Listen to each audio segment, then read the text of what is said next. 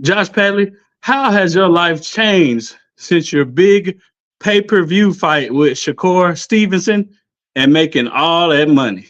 Well, first of all, the major one is I've been able to stop the day job as an electrician. I've now got a promotional deal with Matchroom Boxing, Eddie Hearn, and I'm now officially a full-time boxer.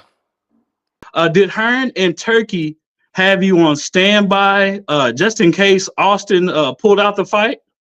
No, no. The first we heard of the fight was the Tuesday evening, when Kid Austin didn't show up to the grand arrivals. 6 p.m. our time here was the first phone call we got about the fight Tuesday. Okay, okay. Because a lot of people were wondering, was it just a completely random call, or did they already have? Because it did look like he was going to pull out No, it was at points of the fight. completely, yeah, completely random. No, we didn't think about it at all. We were considering other fights, nothing on the scale of obviously Shakur Stevenson world title fight. But like I say, when he didn't show up to that when he didn't show up to that grand arrivals, the phone rang 6 p.m. English time that Tuesday.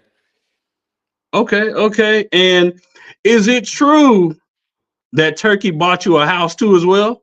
Nah, no, no house, no house. Eddie Hearn said in an interview with somebody that from the purse I could go and buy myself a house. And then Okay. I think it got twisted, and obviously everybody liked the story of me getting a house as well. But I didn't receive a house, no. Okay, okay. I was like, that's really generous of both of them. They sent you a house too. And so you came in your fight with Mark Chamberlain, a massive underdog. Betting sites had you as a plus 1,000 underdog, and some had you more than that. And you ultimately dropped Chamberlain and beat him on the cards with a full training camp, Padley. Would you have upset Shakur too? I don't know if my skill set's quite at Shakur's level. You know, his timing and punch accuracy was like I've never been in there with anybody like that before. I would have been more competitive, and I do believe that I would have seen the full 12 rounds out. But he's a very good fighter. Okay, okay. I like that nice, honest answer there. And on a scale of 1 to 10, how would you rate Shakur's power? Uh, I'd I'd say like I'd say like a 6 or a 7. He's not the heaviest of hitters, but he makes up for it in where his punch selection and like you say his accuracy and his timing. He makes up for it because when you think he's out of range, he's not out of range, and he can hit you bang on the button wherever he wants to, whenever he wants to. That was one of the main things that I found out in that fight.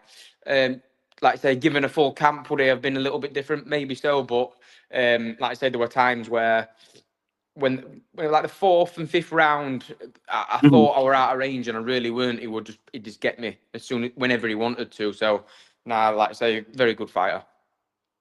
Who would you say hits harder, Chamberlain or Shakur? I didn't really give Chamberlain the chance to hit me. Do you know what I mean? That was never, like I say, the game plan with Chamberlain will keep moving my feet constantly and don't let him, because that were up at 140.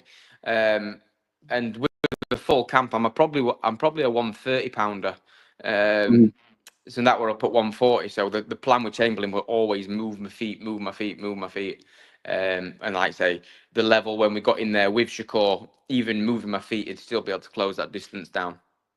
Signed a 3-fight deal with Matchroom. What are some of those names? The first one, we're just going to get in there, get the victory back in there, get back to winning ways, and then once we've decided which weight category we're going to campaign at, because like I say, I've never done a full camp off work at lightweight. I've always worked and stuff like that, so it's going to be interesting to see what I'm capable of and what my body's capable of, training twice a day, nutrition and all that sort of stuff. So as far as names yet, we haven't really got a plan because we don't know the weight category that we're going to campaign at. So, but like I say, once we get this one out of the way in April, then I'll be able to start putting a little bit of a hit list together and calling some names out. Has Andy Cruz or Campbell Hatton name come up? at all? Not yet. No, no. I don't know what the plan is with them lads. Like I say, Andy Cruz over in America. I think, like I say, come back over UK waters and like I say, get a few wins under my belt. See if I'm gonna stay at lightweight or I'm gonna drop down to super featherweight. How does a fight between Josh Padley and Campbell Hatton play out? I think what is Campbell Hatton 140, isn't he? They got him at lightweight on Matchroom. I think he is a. I think he is a 140 pounder. Like I say, one of my gym friends, one of my gym mates has boxed Campbell twice and beat him twice. If that fight ever did come off, which I don't think it would do, but I do back myself in that fight. But see, I want to chase some titles. Campbell Hatton hasn't got any titles, so I'm all interested in seeing what titles are out there in the super featherweight or lightweight division in Britain, and then start chasing them titles. Is it realistic for you to fight another American lightweight again, or probably not? I wouldn't have thought so in this contract, or I would have thought probably get this contract out of the way over here, and then maybe the next contract, providing I get through these fights, then yeah, potentially then look at some more, like I say, American lightweights or super featherweights. But I'd have thought for this contract, I think I'll probably just stay in Britain. Okay. And did you watch the Tank versus Roach fight? I've watched the highlights. I haven't watched the full thing, but yeah, it was an interest. It played out interestingly. That a lot of people wrote Roach off, didn't they, and thought that Tank were going to steamroll him, and he was solid in there, Roach, wasn't he? Yeah, definitely. He gave him a hell of a fight. Do you feel like Tank Davis taking a knee should have been counted as a knockdown? In my opinion, yeah. It was, like I say, it was a punch. Whether the punch hurt him, it bothered him. He should have tied him up if it bothered him that much, shouldn't it? He took a knee. In my opinion, that is a 10-8 round. Yeah, it looked like a late reaction to another punch that Roach threw, and he had a late reaction and took a knee. So I agree. I think it should have been counted as a knockdown. Roach should have got that victory. Yeah, I agree with that as well. Okay, and Ryan Garcia versus Rolly Romero, Josh Padley. In your professional opinion, who wins and why? It's fireworks. I know that. That's my professional opinion there. Someone's getting knocked out in that fight, aren't there? There's no doubt about that. I think if I were to put a bet on, I'd be leaning more towards Garcia. He's coming off that big victory, despite a little bit of controversy with Devin Haney. But yeah, if I were going to put any money on it, it'd be Garcia for that fight. I think Garcia too, but I think Ryan's kind of sleeping on Rolly Romero because at the pressers he said he went right for Haney. And, you know, those guys were sparred before, Rolly and Ryan, and that always seems like that could be a recipe for a disaster once a guy already has fought you before, either in the amateurs or in sparring. You think so? Yeah, Rolly knows. I've seen a few clips of that because it went pretty viral. And Rolly did definitely rough him up in that sparring. And like I say, Rolly will have that confidence that in that sparring match, if I rough Garcia up, then I know I can get on top. And Rolly doesn't seem to be the type of guy that, like I say, he doesn't seem to fear anybody. Rolly, does he? Is a man on a mission himself. So another interesting fight. Like I say, I am excited for that one because both fighters aren't scared to throw bombs.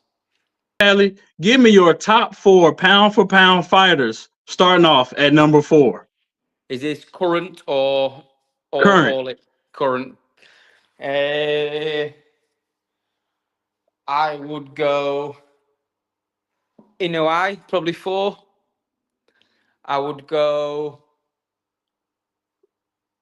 Crawford, 3. 3, okay. I would go. I'd have to put Bivol in there, 2, and then Usyk number 1. In my opinion, Usyk number 1. I can't argue with that list. That's a great list right there. Yeah, he is the man for me, Usyk. Like you say, I think he's mopped up cruiserweight and he's come up to heavyweight and mopped them all up there as well. So like I say, he's even doing it again now. He's beat some of them once and he's doing it twice. So in my opinion, he is the #1 pound for pound star. Yeah, when Usyk was coming up to heavyweight, I didn't know about it at first, man. Like before he fought AJ on that first fight, I had AJ going to that fight. I'm not gonna lie, because he struggled with the Chisora, didn't he? Yeah, with Shakur too. Yeah, Shakur was getting with we him. all watched that and we were like, maybe he ain't big enough to be with these big men. But like you say, he found a way and he's adapted to it. And there he is, 2 wins over AJ, 2 wins over Fury. Right. Yeah, man. Thank you so much, and I'm gonna be watching your 3 fight deals with Matchroom. I can't wait to see you, and I hope you win. And I hope to be speaking to you again soon. Yeah, no problem at all. Yeah, we'll be back on. Like I say, I'll get a few victories under my belt, and then I'll be back on and we'll have a catch up.